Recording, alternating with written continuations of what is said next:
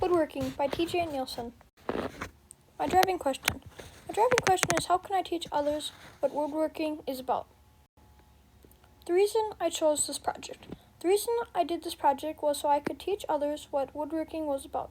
The other reason I did this was I have always liked woodworking and I wanted to do some woodworking. What are some common softwood trees? Some common softwoods are ash, white pine, western wood, cedar, aromatic cedar, and redwood and cedar press.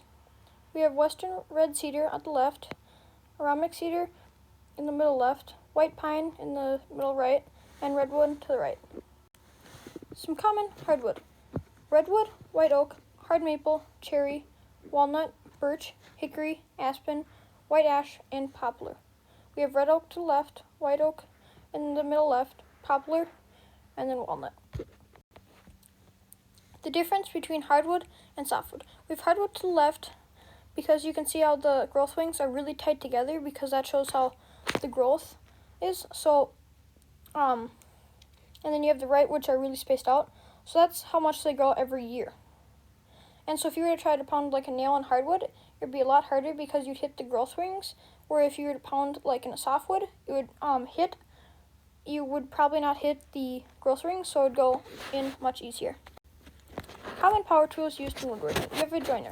That is basically so you can get your wood super fine and flat, and you can join wood together.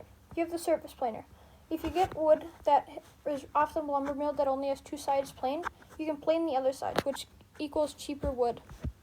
Then you have the drill press. The drill press is a very commonly used tool because you can drill holes very straight. The router.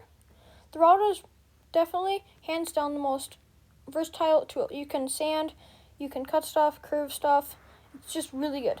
Then you have the miter saw, which is for cutting pieces of wood to length. And then you have the table saw, which is very kind of similar to the miter saw, but it's better for cutting larger pieces of wood. Here are my sources. Thanks for watching and listening. Bye!